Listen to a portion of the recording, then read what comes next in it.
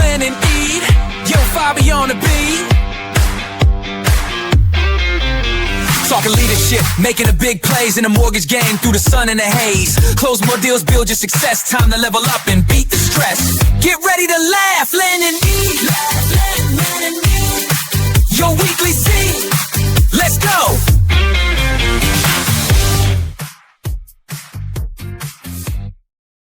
Everybody, hey, what happened to that music? There it is. Are you been playing with my things again? You know you're not allowed in the studio, man. What is going on here, Justin? I don't get this. Here, I think I fixed it. We've got to get John Perry back in to do our stuff. Without him, it's just not the same. Right? It's like I'm not capable. I'm not. Hey, real quick. I know I don't always give you the props that you deserve. Right? Did I say that this is Laugh Lynn and Eve podcast, by the way? You did now. Right? Yeah, so welcome to the show. Listen, I know that sometimes, you said it before the show even. Like the kazoo thing obviously bothers you. Right? So I had For guys those that don't know, my theme song has been a drunk guy playing a kazoo. That's the sound. Yeah, but I had the guys do something for you because I want to make sure you get the proper love that we feel for you around here because it's not here. So I didn't tell you that we were working on this for a while. Okay. But just to let you know, this will be your intro from now on when you come on the show. Okay. Yeah, this one's for my homie Jay Neal. You dig it? When the snow hits the ground, he's throwing frisbees for show. Then hits the comedy stage and puts on a dope show. Got jars of that sweet honey stacked up wall to wall. Honey stacked up wall to wall. That's my homie Jay Neal, stands up tall. Yeah, that's my homie Jay Neal.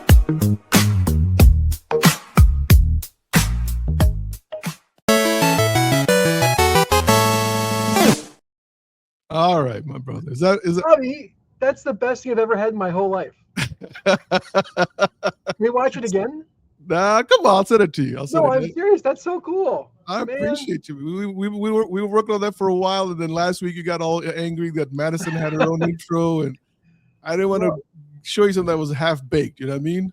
Last week I was trying to fast with you for Ramadan, but I only made it 3 hours before I passed out. So, so I get the wrong time. That's why I was angry. My American buddies always ask me the funniest questions about Ramadan, right? But I've put together a list, and I don't know what I do with it. But the funniest one that I got so far a couple of years ago was a buddy. I said, "Hey, but you get the weekends off, right? Like you can eat and drink during the weekends." I was like, "No, God is still watching me on the weekends." You think God clocked on at 5 o'clock on Friday? Yeah, I was like, that was a pretty cool idea though. Like, hey, Saturday, Sundays, pig out. You know what I mean? And then Monday, you're back to work. Bobby, can I share with you a very quick, funny fasting story? Yeah, sure. This is a true story, and I don't share this with many people, but I was trying to make a pro soccer team years ago. I was trying to cut weight before the tryouts, and I was fasting, just trying to drop 10 pounds. And I somehow got the tryout date wrong, and I missed the tryouts. And when I realized what had happened, I gorged. I ate everything in the house and then some, and I put on 10 more pounds because I'm like, I'm angry, I'm sad, I'm hungry. Give me all the things. Yeah, I mean, the thing is so I mean, it's not about the fasting itself. Quite honestly, that's really not what it's about. Mm-hmm. I mean, that's obviously what people seem to focus on. It's a lot more than that. And I don't want to turn this into that kind of show right now. Yeah. But at the end of the day, it's not about just not eating or not drinking. It's all different things that we do to kind of kind of uphold the things that we want to practice in our lives. Mm-hmm. And we hope that we can practice it after this month is over. So we'll continue making good videos for you, Justin, and make you happy. And man, I want to find the nicest thing I've done for you so far. Is that it? That's the coolest thing anyone's done for me this whole year. Oh, it was only March. I know. I would say even last year, Fobby. All right. Well, look, let's talk about this today. You know what today is, right? Today is March 5th. Yes. 2026. This is the date. No more trigger leads. Yeah. Right? It's over. Right? The credit bureaus cannot sell the trigger leads any longer. So they raised the price, by the way, yesterday. Of course they did. They There got is to a eat price. too. Everyone's got to eat, Fobby. Right. Well, they got to keep their ROI. So, were you being affected by trigger leads at your company? I was, in the sense that I had to do a lot of upfront work with my clients, taking them off on the do not call list and warning them and changing loan amounts down to make it look unattractive, and all the things to avoid the deluge. But my daughter refinanced through me, and she's like, Dad, I still got 125 phone calls. She told Wow. me her phone. And I'm like, I'm sorry, I don't know what to tell Wow. you. So Yeah. I mean, I think that's the thing. I mean, the trigger leads were unnecessary.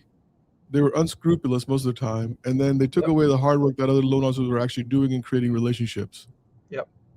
And Today's a so, big win. Today's a monumental day. yeah. So I mean, I think so often we criticize the current administration for so many things on this show, and this one they may have just gotten right by signing that the way they did, and 100%. moving it along so quickly. So I think 100%, we'll see how this affects everybody, right?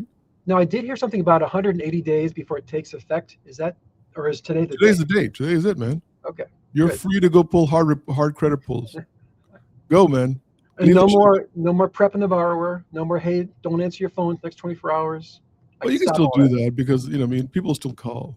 Yeah, I suppose. It's always fun when you. I mean, I heard of one company that was in preparation for this. They were buying all the leads in advance to still market to them after this date because they have the information. So hopefully they're not calling my customers. So. I mean, the thing is like, yeah, I mean, trigger leads are what they are, but I mean, you still have to deal with the servicing lender when you call for the payoff. Oh, yeah. You know what I mean? And we didn't used to have to deal with this back in the 90s, right? It wasn't that prevalent. But I remember like somewhere in the 2000s, especially countrywide, they were really the first culprits that I like, you're about to finish a refinance, you call for a payoff, and the borrower called back and said, hey, countrywide's giving me a better deal than you are. You're like, what? And it was like really blindsided us. Like, what are they doing? So I think you still have to contend with the servicing lender, which I've always put my money on the servicing lenders when it comes to refis. I don't think they're going to give up much of their opportunities that they have. No, and they can pay a loan officer $36,000 a year in small commission to take that person through a refi. Yeah. So I think it's interesting. But other than that, things have been pretty quiet. I did know our buddy James Kleiman reported one of my buddy's companies shut down. Very few IMBs shut down, and James raised a point about this. So I was trying to get him on the show. I couldn't get him. I didn't have enough time to get him scheduled. But company here locally in Northern Virginia, City Lending, shut down. A friend of mine, Jorge Campadonico, owns it. So, I'm going to reach out to Jorge and find out what happened. But James said that most IMBs sell to somebody, and he was questioning why Jorge didn't sell. And it was an interesting question, right? Like most IMBs do sell to somebody, do get some investment in, do something. You know what I mean? There's some value there. Yeah. Yeah. I know personally myself, like when I shut my company down, I was just done. You were just done. 2010, man, I was like, forget it. I don't want any part of this. I don't want no lingering of this at all. You made it through 07, 08, 09, and 2010. You're like, I've had enough. You were in you made it through the storm. Yes, but the thing is I like to go out on top. I don't like to go out on the bottom. So I survived all the craziness. Oh, okay. Went through all the buybacks. Went through all that stuff. You know what I mean? Whatever they threw at me, but then I just saw the regulatory environment changing, and it was killing me. And I was like, I can't do this, because all my time was being spent with CPAs and lawyers. Yeah.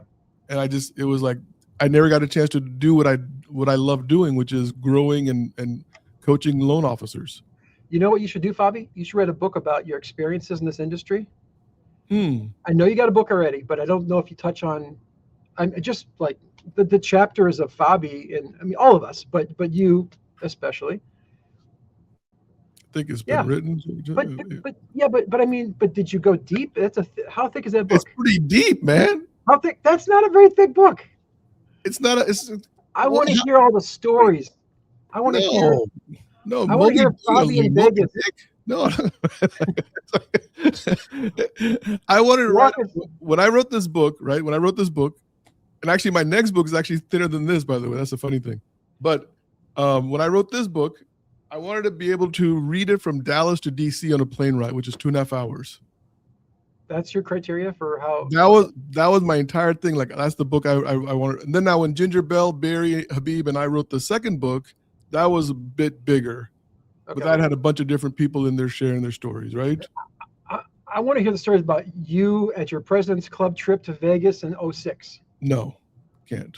And thank God Facebook was not around back in those days. Thank you. Okay, so Yeah. look, we got to move on. Today we have a very cool. Okay, hold on one more time. I'll let you do it. Yeah, this one's for my homie J. Neal, you dig it? When the snow hits the ground, he's throwing frisbees for show.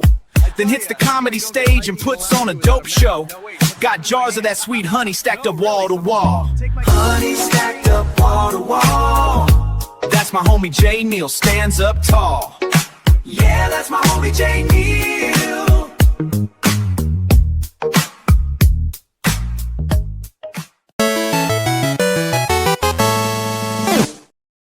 I want you to know the ending was my idea. I was like, I have to have the ending like that. Real quick, I'm a fan of video games. I was when I was a kid. That speaks to my heart. That Yes. noise. I'll send you the video so you can post on your Facebook today. Oh, it's already going to my family right now. Well, look, let's get my buddy Kristin out here because I think she has something to talk about, right? So let's get her. Where's all these buttons here? It's driving me crazy. Kristin, how are you? Hello, I'm doing great. How are you? Kristin, did you You guys see? are hilarious. Did you see Justin's intro video now? Yes, fantastic. It's really impressive. He was making me feel guilty last week for not having an intro video. Well, you got him. Yes. We thank God for AI, right? Yeah. I mean, AI is just amazing. So look, Kristin Messerli, Executive Director of FirstHome IQ. I couldn't get her on the show for 6 years, and now we've had her 2 times in 6 months. I'm here. I had to say that, right? I had to say. Yeah. Okay, and before we talk about exciting announcements going on, whatever, I have to make the exciting announcement that Fobby healed my dog on the last call we had. So, oh, wow. So she's better? she was struggling so much, like couldn't get down the stairs in the morning. Like it was so sad. She's 14 years old. And I was just like, she's getting old, but then Fobby was like, no, take these 3 supplements. And I'd had her taken all kinds of stuff before, and the vet was like, she's just old, like whatever. And anyway, now she runs the stairs with me. I mean, runs Nice. her and I jump. Yeah. Like go up and down the stairs. She's easy, like not even a single like part of it. That's so awesome. anyway, very fun.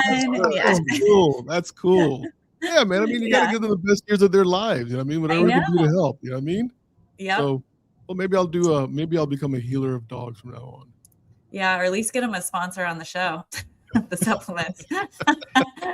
Yeah. That's my problem. I don't have a good CTA action going on here, Kristin. That's what Ginger Bell's been telling me all these years. He goes, "You're sitting on a gold mine." I was like, "I don't know. I'm just having fun." Yeah. Well, there's got to be a place for that. Yeah. So listen, we are excited because I know that the 2026 Impact Report dropped just this past week. And so it's so funny, by the way. On the last time you were on here, we were talking about trust, right? And I know the trust crisis, and that's something that we really, really talk about, right? And we're going to dive into that. But it made me think about on my own life, right? Like we can have faith in something, but you may not still trust it. So like you can have faith in the system, but you don't trust the system. So you stay out of the system. You can have faith in all sorts of things, but when it actually comes time to actually trust something, and so I think that was a very interesting like shift in my thinking from our last conversation. Just share that with you, that you helped me with that. So let's get into this.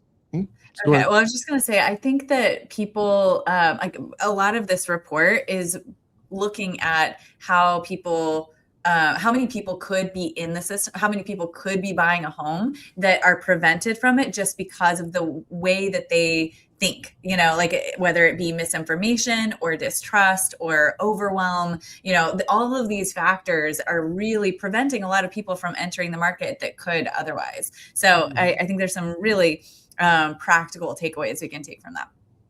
So as far as I know we'll get back to the trust, or I want to talk about this one part that from the last report, right, which struck me really hard, and I don't have the 2026 yet, but the financial literacy gap, right? I want to start from there because I think that's the starting point of all this stuff, is where people just don't know because they're not being taught.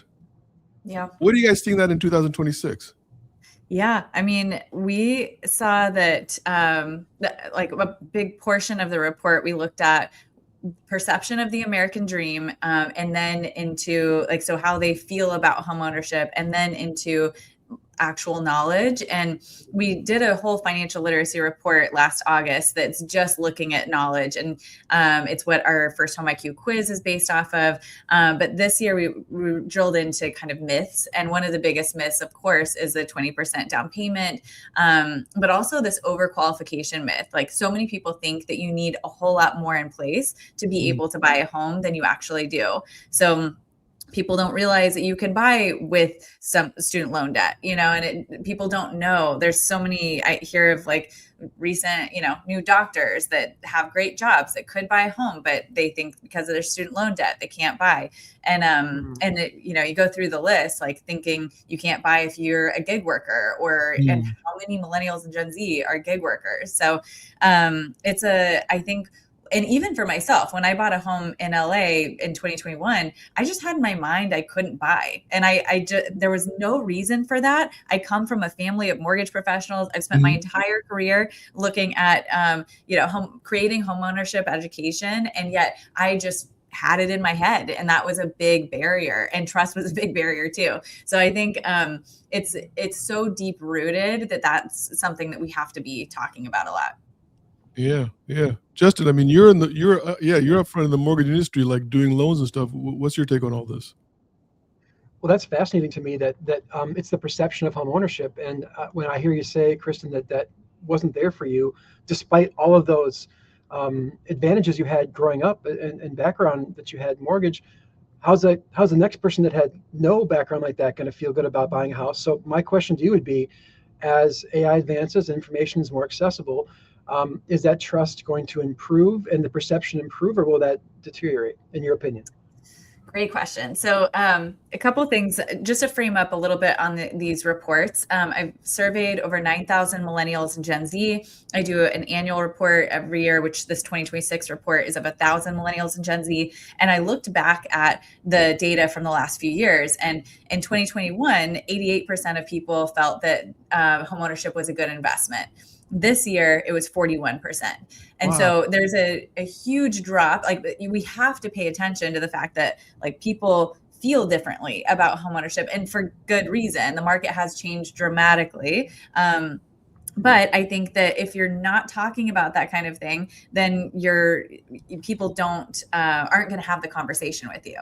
And then people feel that there's a lack of, they're not looking for homeownership as much for the investment. They're looking for stability and security. So looking at, how are we talking about homeownership as a way of stability and security?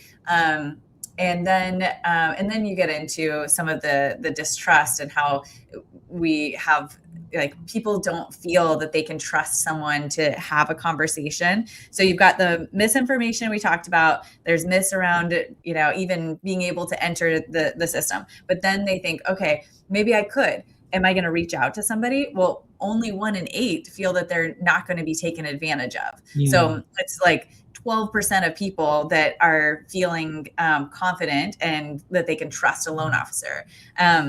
Crystal, and all the other data. I got to interrupt you, because the question is why are they feeling this? What is perpetuating this feeling that only 41% feel it's a good investment? 1 out of 12 feel like they're going to be not going to be taken advantage of. That means 11 out of 12 feel like they're going to be taken advantage of, right? Yeah, right. What's perpetuating this? This is crazy. So I think there's so many factors. I mean, one is that millennials entered adulthood during or right after the financial crisis. So that's very much embedded in their view of the industry. But also, home prices have outpaced income so significantly. Homeownership is not what it was 30 years ago or even 5 years ago. It really isn't. And so I think if we're not acknowledging that and some of the strategies to achieve homeownership in today's environment, then people just feel it's out of reach. And so it's just out of mind, And then also, I think any sales professional, it's not just our industry, any sales professional, we're going to be skeptical about. Like I kept saying in 2021, even though I have all my family and friends and all these people in the industry, they would say, yeah, it's a good idea for you to buy. And I was like, you're paid to tell me that, you know, like that's my instant response. And I think as a society, and especially millennials and Gen Z, we've just become more skeptical instantly of anyone that maybe doesn't have the same, unless we understand that you really are going to put our interests first, which we clearly don't feel that way. So I think that's where, but then getting into the point around AI, I don't think that this is building trust. I think it's replacing it. So over half say that they trust AI as much or more than humans to help them make a personalized home buying plan. So if you don't differentiate yourself as someone who's going to put the customer's interest first, and you're going to, you know, be trustworthy and transparent, help them achieve what they want out of this, then they're just going to see you as a transaction, and AI can easily replace that. How much of this trust? Because actually, I was trying to get a hold of you this morning, and I think I screwed up, Kristin. It wasn't you, by the way. But how much of this trust is actually based on people understanding the new generation?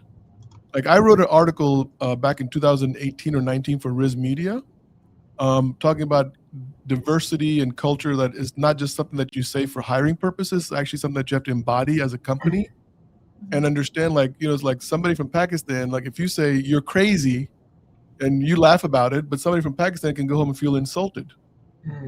And just that little bit of understanding, right, can save or break a deal.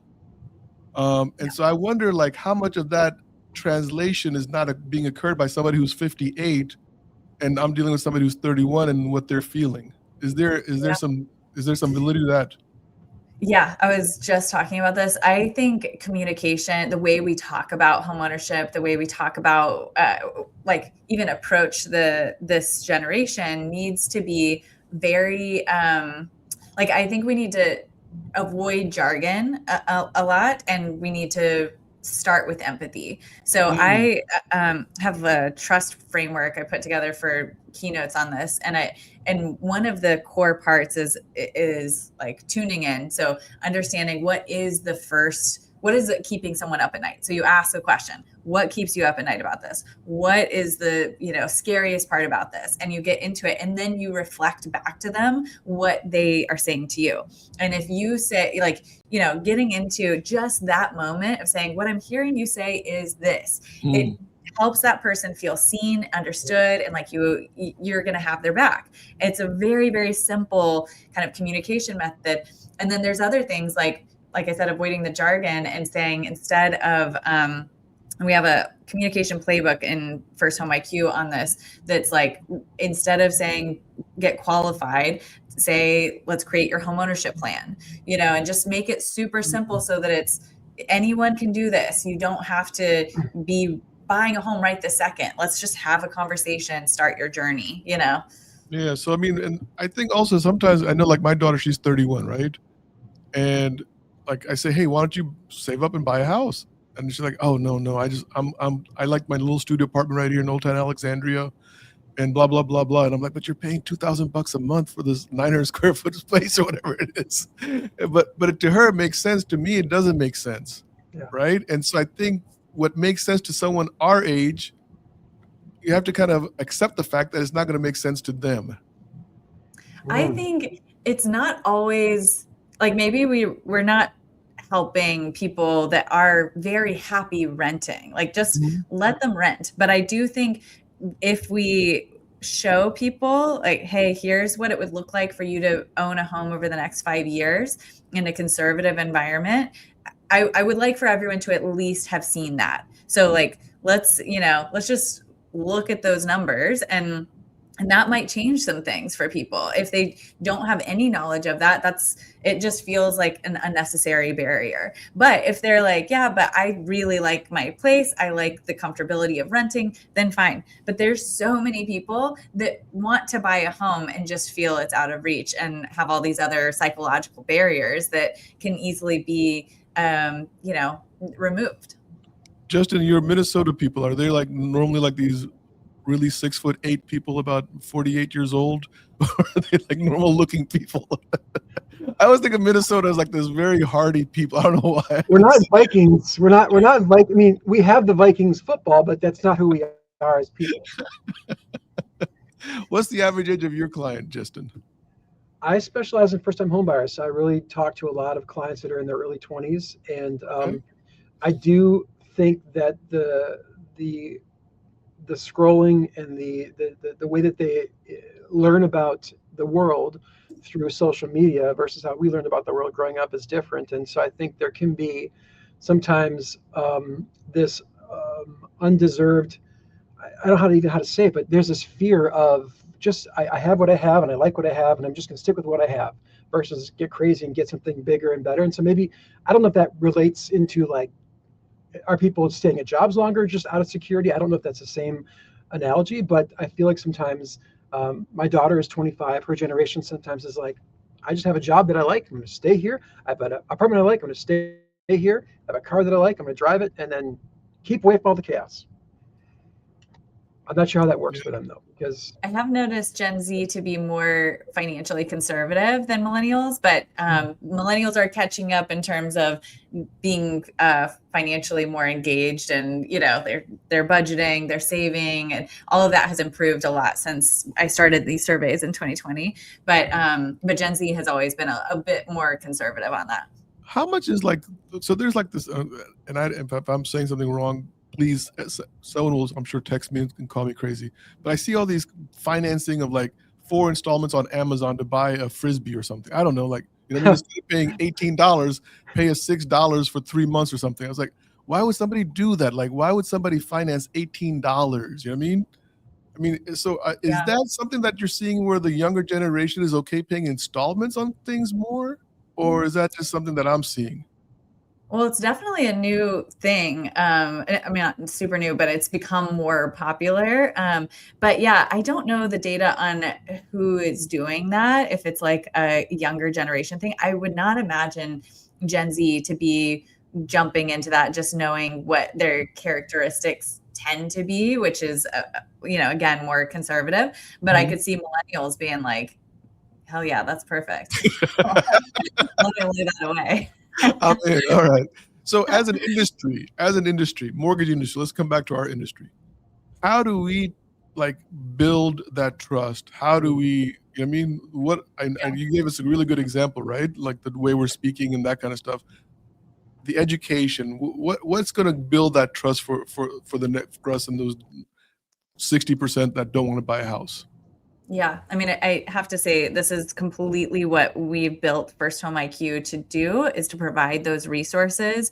And we have free resources for people, social media content, presentation materials. We have another level of ambassadors, but if anyone does want to access some of those free resources, you can go to firsthomeiq.com/workshop, and we do a weekly workshop where we, help people get to know those. But some of the strategies that we have really built around that we've seen to be successful are social media. I mean, to Justin's point about showing up, like people are going to TikTok, Instagram, and YouTube for home buying information, and that's in the report.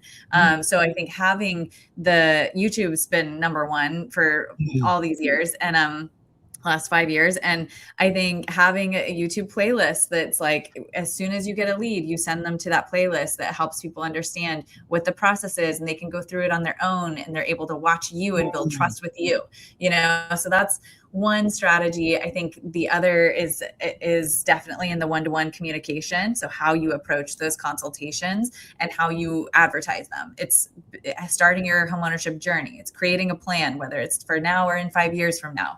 It's like you want to lower the barrier of entry for someone to feel comfortable having the conversation, and then building the empathy right away, not at all going into the, like any qualification type stuff, just asking what keeps them up at night, what are their goals. I love this question of, do you want to know what time it is or how the watch is made? And that's something my financial advisor had asked me once. And I was like, man, tell me what time it is. I do not want you to go into these details. I will shut down. This is why I do this work. Finances for me. I love, creating good stuff, but it's because I shut down. So anyway, I think asking, building empathy around that. And then advocacy is a huge one that I think, that we're talking a lot about right now, but it's having a collective voice around representing your market for priorities that are representing the first-time home buyer. So that's why FirstHome IQ has partnered with the Mortgage Bankers Association to get as many loan officers as we can, especially representing all 50 states, to show up at MBA's advocacy event, National Advocacy Conference, in April. And beyond that, we're going to be providing scripting and resources and priorities that people can use in their local market as well. So I think the advocacy shows the consumer that you're representing them. One of the trust data points that I didn't mention earlier was that 6 in 10 next gen feel that the housing system works against them. And so if you are showing your market that you're showing up for them and that you're the only one that's at the intersection between the mortgage industry, the financial system, and the consumer. So it's you have a real opportunity there from a branding perspective and an impact perspective. So you are bringing these loan officers to DC, right? Which is like my turf, by the way, right? Because I grew up in DC. So, and the MBA advocacy initiative, right, that you guys are not partnering with, I guess, right? Yep. Why do you think lawmakers, what do you think lawmakers misunderstand about housing affordability? Because it seems like every 4 years we get told, oh, I'm going to do this, I'm going to do, right? But nothing, I hate to say whether you're a Democrat, but nothing seems to really penetrate into that where we actually see affordability becoming something reachable, tangible. Yeah. Well, I think part of it is there's so many reasons for that, but I think one reason that we've focused on is that lawmakers and representatives are not hearing from the actual streets. Like, they're hearing from executives and companies. They're not hearing the stories of here's what's happening in my market. And here's what, my buyers just told me. And this is, I think that's really influential and we can see some strategies that, because so much of this takes such a long time, but there are some simpler wins that I think we can get across, especially with the help of people who are speaking directly from the consumer, from their experience. Do you think lawmakers really want to make housing more affordable? I mean, do you really think they do? I mean, I know this is a weird question. That's a much bigger question. Who really wants to make housing more affordable? That's the one that I didn't say when you first asked this. Like, who's benefiting? But right? I think that's why we need to have this collective voice and elevate this industry of people that truly do care about the consumer and making housing more affordable. But yeah, because I mean, even like in Europe, right? I mean, I stayed this years ago. Was that in Germany, which is like one of the model of economic whatever, right? Is I think there was only 40% home ownership or 45% home ownership at that time, right? It was like 2008 or 2007. So it wasn't like an overwhelming number of and the rest were renting, and they were content with that. And so I always wondered, like, are we as in the industry pushing for home ownership, and the lawmakers are like, yeah, it's not really going to affect me getting reelected next year. Like, there's right? It's so low on the scale for them. I just feel like, I don't know. And what do you think? Yeah, what scares me is how homeownership became accessible for the United States and for the population, and who was left behind and cut out of that. And then how much housing has it's becoming impossible for a lot of Americans today. And so that's what I feel is maybe a little bit different, where there's been the racial segregation, redlining, all that kind of stuff that launched our housing affordability. And now it's just getting kind of running away, So I feel like that's a little bit different than maybe some of the things that we see in Europe. But I don't know. I'm curious your thoughts. I think the existing homes are not the issue. I think if you're going to really solve the housing problem, right, you have to look at new construction. And you have to figure out how to get housing built at a more rapid pace. Because, I mean, there's tons of land right out there, right? But the builder's like, well, I don't want to take it because it's going to take me 7 years from go to dirt to walls. Yeah. And it's like, that's a lot of investment that we're asking builders to make, whereas they could build a condominium, you know what I mean? Like here in the DC metro area, rather than building housing, they're building condominiums or rentals because they can put up 40 units in the same area that they would normally be putting up 7 houses. You can sell those too, but it's a matter of what the developer is going to benefit most Right. from. But Right. yeah, part of this conversation around advocacy is, yes, for the lawmakers and representatives, but it's also for having this conversation. Like, we need to be talking more publicly. So we're bringing videographers and content creators to the advocacy event so that we can help people talk about this and be able to, you know, communicate this in their local markets too. Yeah, I mean, look, it's a big snowball, right? And I use that snowball because I see Justin. I know he plays frisbee golf in the middle of a snowstorm, right? I mean, I don't know why anybody would do that, but that's Justin, right? But it's going to take a while to take it all apart, I guess, and get to and we may never get to the answer, right? I mean, let's be honest about this, Krista. I mean, this may be something that, I mean, like 10 years go by. I mean, just what does that look like for you? I mean, what does success look like in 10 years for you? We're going to chip away at this. And I think that we're at a really pivotal time in housing history to be able to make a difference. People still can access homeownership today. And I think this is the moment when we need to have that voice heard that represents the first-time homebuyer. But I think one example, something really significant that has been taking place, is requiring financial literacy in high schools across the country. We have, I want to say we're up to 23 states, something like that are requiring financial literacy in schools, which, you know, not very long ago, we had 0 states doing that. So I think there's little things like that. And you know, education can be an affordability strategy. It should be one of those. But there's things like that we'll continue to develop and be able to communicate that not only on the Hill, but also in our local markets with people who can make a difference today. Justin, did you ever talk about finances with your kids? Gosh, I hope so. They grew up watching me be a mortgage banker, so I bet they heard me yapping on the phone all the time. But did you ever talk to them? Did you ever talk to them? Like, my dad specifically said to me, he specifically said to me, like, you can't manage $1,000 if you can't manage $10. I didn't have any remember him words of telling me, wisdom. like if you can't manage $10, don't think you're just because you have 1,000, that would be easier for you to manage. I was like maybe 12 years old. I was like, whoa. I don't know if I had any prolific quotes like that, but I hope that I did have some sort of impact on just being open to about my finances and my challenges and my ups and downs. I think that's something that, and I have a question for you, Kristin. Like, I mean, to put a bow in this, like, and what gives you hope about the future of housing with all this being said? Like, we've had some doom and gloom, we've had some truths, we've had some stats. What gives you truth, or what gives you hope about the future of housing?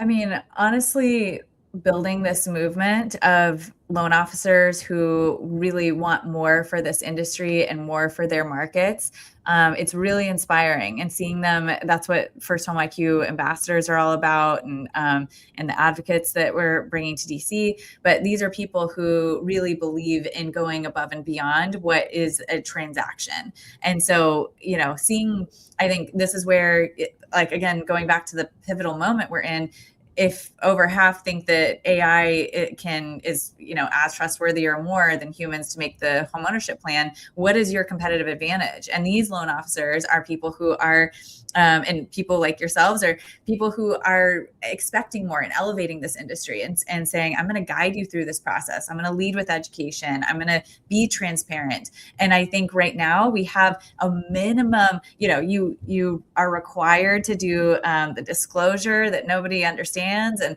like, we can ask for more from this industry. And that's what really excites me and gives me hope.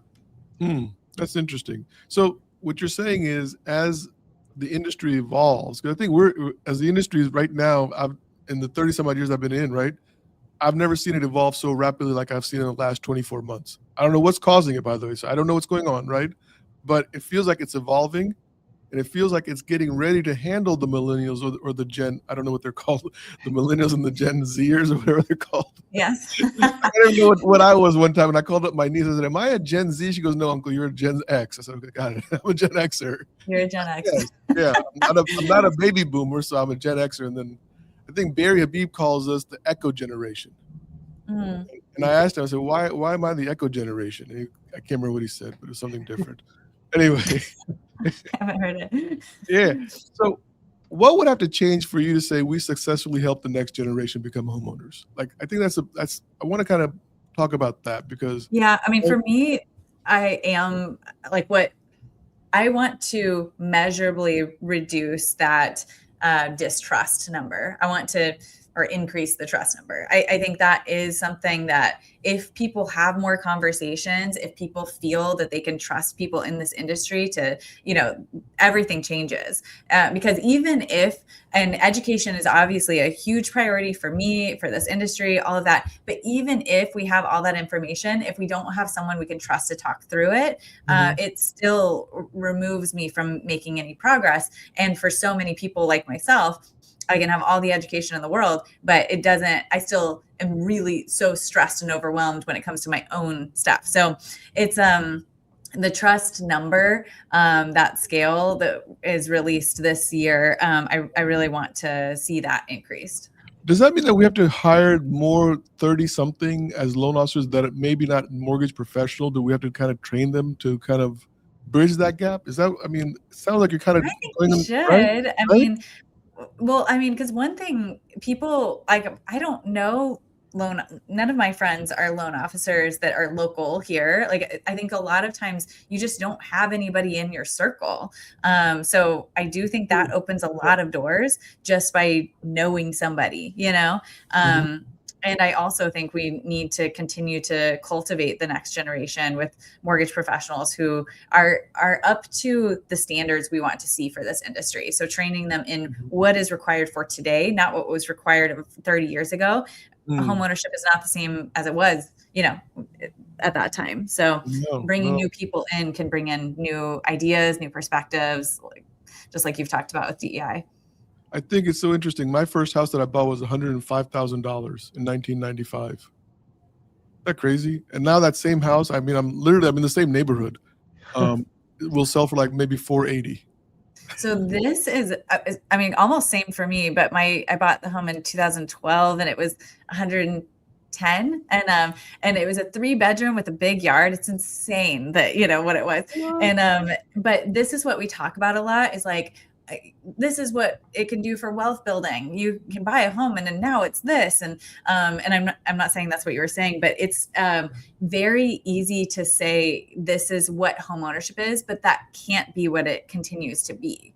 I mean, it's just not going to accelerate the same way that it did from before 2008 or before COVID, hopefully, because it's going to exclude so many people. Well, I think that's the other part of that. We don't have enough time to get into it. There's the other part of this that in my mind, right, that I was always looking at is the income gap has to somehow or another get closer. It has to increase because the incomes aren't going up fast enough as much as housing is going up. And that's a whole different topic. And I don't know who would even know the answers to that. Like, how do you get that right? Because now with the advent of AI, the guy that used to own Twitter, whatever his new company is, just laid off 50% of his staff last week because AI can do their job. I mean, so we're in this really weird crossroads between, and home ownership is something that, look, by the way, for me, whether you're owning a home or renting a home is still an expense. And it's not like rents have gone down. Rents have gone up also. So either way, you're going to be paying a mortgage for somebody if it's not for yourself. Right. And I know that sounds like a salesman line, but it's the truth.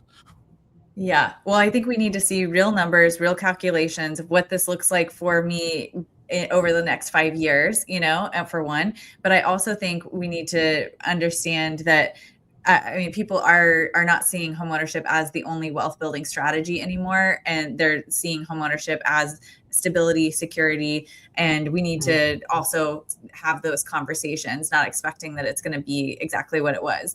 But absolutely, housing across the board needs to be more affordable. Yeah. So Justin, are you gonna come down to DC? When's the dates in April? Chris, I think are we picketing? I'm not sure what we're doing there. Are we picketing out front with the signs? Well, you don't even need to know. That's what you need. Yeah, no one really know. I mean, we're going to come together. You'll have an agenda. You'll have meetings with representatives, but we'll have a breakfast with FirstHome IQ. We'll have videographers there to record you talking about this so you can share it on social media. So it's going to be really fun. Now, how does somebody sign up for this? Okay, sign up at firsthomeiq.com/advocacy, and you will get an email from us right away that has information on how to register for the conference at the MBA. But you'll also then have my email. So if you have any issues at all with registration, getting your hotel, whatever, I'll be your girl. No, you understand, Kristin. What was that? I'll just stay at Fobby's house. Okay, yeah. Oh my gosh. And you know what, Justin? We don't have anyone in Minnesota yet. We have 17 states represented so far and no one from Minnesota yet. Justin, this is your calling. This is your calling. This is it, buddy. I want to pick it. I want to pick it and shout. Well, who's your senator or congressman? Do you know? I know Amy Klobuchar's from Minnesota. Yep, I don't know the other person, right? But she's one of them. I mean, we could go pick it in front of her house or in front of her office. If that makes you feel happy. I just need a place to stay. That's all. Well, there is a room block with the MBA. Once you get registered, you'll get a link for that. But it's going to fill up, so you got to do it quick. All right, Justin, you have a project to work on, right? All right, yes. Now, you also have a show coming up this weekend.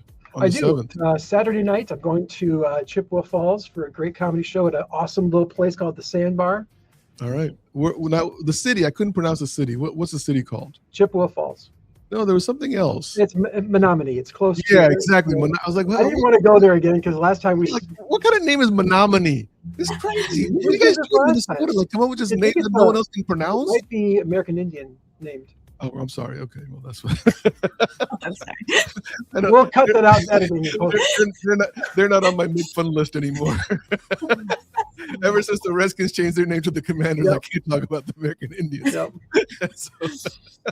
Kristin, thank you so much for being on here. I hope, listen, we're going to do what we can to get this promoted for you. You know what I mean? I love this initiative that you're doing with the MBA advocacy group. I think that's awesome. But like my heart is in what you do with those statistics. Like that stuff is like gold to me. Yeah, it's really important. And if you want to go to get the research, the report and slides, you can go to nextgenhomebuyer.com. We'll also be linking to it from the FirstHome IQ website. But there's slides in there. You can do lunch and learns with real estate agents, all kinds of stuff. So we'll actually do a link on this episode so that people can go right to it from this show. Boom. So they'll get right to it. How's that? Okay. Wonderful. And Justin, I'm not going to play your video one more time. I've had enough of yours. No, that's okay. Yeah. Can't do it, man. I mean, now, I didn't bring up your eating honey addiction this time, but we'll talk about that later next time. Look, maybe Kristin comes back next month and we'll do a live episode from DC. Who knows? Yes, cool. Fun. You know, my office, literally, the studio is like 20 minutes from the DC Capitol. Like, I can be in DC in like 20 minutes. We'll have a little studio outside the main hall, so you should come in. We actually did that with NAMBA. You know that, right? A few years ago, I did like 30, I think it was me and Joe Wilson. We did, I think it was 28 episodes in 48 hours. Whoa. Joe's going to be there. I couldn't talk. My throat was gone. That's crazy.